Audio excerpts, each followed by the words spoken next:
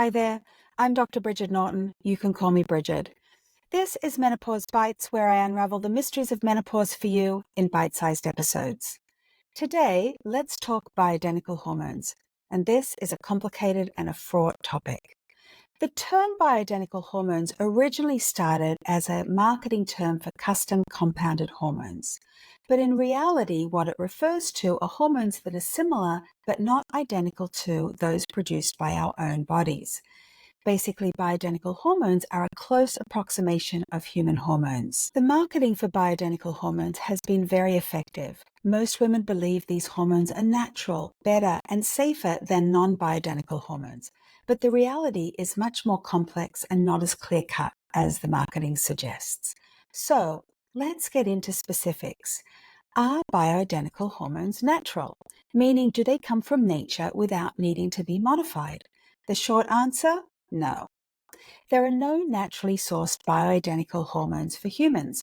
We aren't milking women out the back for their estrogen or, to be more biologically correct, collecting their urine. There is actually only one natural hormone, and that is Premarin.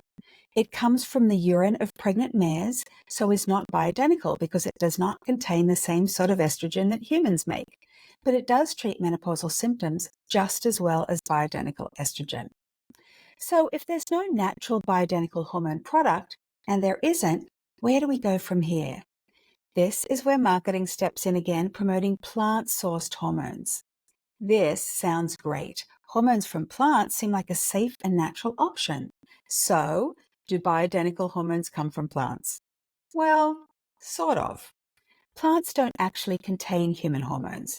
If they did, that would be weird, and we could both be snacking on yams and edamame right now and be free of menopausal symptoms. But that's not the case because plants don't contain human hormones. Some plants contain chemicals similar to human hormones, but they need to be modified or processed in a lab to become bioidentical hormones. The body can't convert these plant chemicals into human hormones on their own, so snacking on yams and edamame are definitely not going to help you with your menopausal symptoms. Okay, so bioidentical hormones don't come directly from a natural source of human hormones, but they are sort of plant-based. So, are they safer than non-bioidentical options? Short answer, not necessarily. FDA-approved hormone products are safer than compounded products, and the FDA has approved bioidentical hormones as well as non-bioidentical hormones.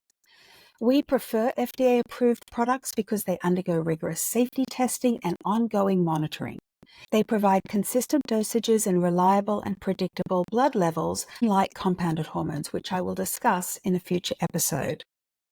There are FDA-approved bioidentical hormones, 2 estrogen products, estradiol and estetrol, and 1 progesterone product, micronized progesterone. There are 2 other bioidentical estrogens, estrone and estriol, that are not FDA-approved due to insufficient safety data. These estrogens often show up in compounded hormone products, and many women request them believing that they are somehow safer. I hate to burst your bubble, but these hormones are not safer. In fact, because they're unregulated, they may be more dangerous. And they are weaker estrogens, so you actually need higher doses of these products to achieve the same benefits provided by the FDA-approved estrogens. FDA-approved bioidentical estrogen is not necessarily safer than the natural FDA-approved non-bioidentical Premarin. Both effectively treat menopausal symptoms and prevent bone loss, but they both carry risks such as an increased risk of stroke and blood clot. The delivery system is the thing that makes a difference. Oral estrogen, whether it's bioidentical or non-bioidentical, goes through the liver and stimulates clotting factors, amongst other things, while patches, gels, and sprays avoid this pathway. Premarin doesn't have these options, which is one of the reasons we don't tend to prescribe Premarin that much anymore. Bioidentical progesterone, on the other hand, may be somewhat safer than the non-bioidentical progesterone alternatives, particularly concerning breast cancer risk, although this risk is actually pretty small. That being said, bioidentical hormones are currently our first-line choice for menopausal hormonal therapy.